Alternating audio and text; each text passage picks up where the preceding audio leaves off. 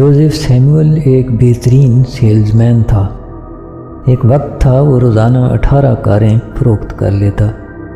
لوگ باقاعدہ انتظار کرتے کہ ہم بھی اپنی کار جوئے سے ہی خریدیں گے۔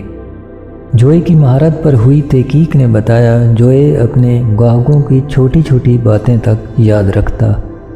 ان کی سالگرہ کب ہے، ان کے بچوں کے نام کیا ہیں، آج کل ان کی زندگی میں کیا چل رہا ہے۔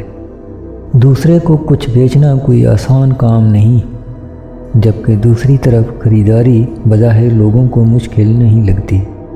آپ اور میں روزانہ کچھ نہ کچھ خرید رہے ہوتے ہیں۔ کبھی کبھی ہم سوچ سمجھ کر خوب بھاؤ تاؤ کر کے چیز خریدتے ہیں، تو کبھی کبھی تو خرید پہلے لیتے ہیں، سوچتے بعد میں ہیں کہ اب اس کا کرنا کیا ہے۔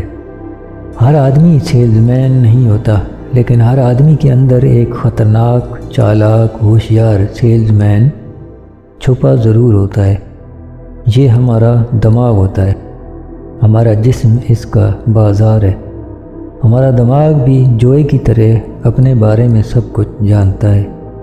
اسے بھی پتہ ہے خریدنا آسان ہے اور دوسرے کو کچھ بیچنا مشکل۔ یہ پھر آسان راستے کا طلبگار بن جاتا ہے۔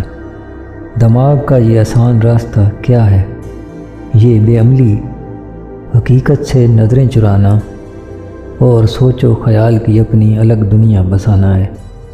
یہ آپ کو قائل کرتا ہے کیوں دوسروں پر محنت کرنا، کیوں اس مشقت سے گزرنا، لیٹے رہو، ٹائم پاس کرو، زندگی بہت بڑی ہے، جب گزارا مشکل ہوگا تب کی تب دیکھی جائے گی۔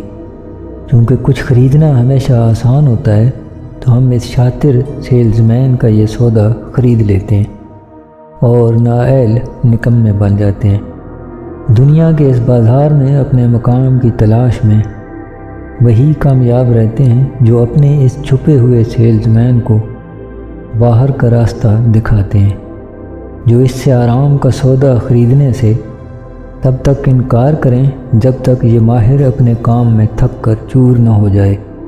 اسے باہر ہی تھکا دو، یہ پھر اپنی الگ خیالی دنیا خود ہی سمیٹ کر وقت ملتے ہی سو جاتا ہے۔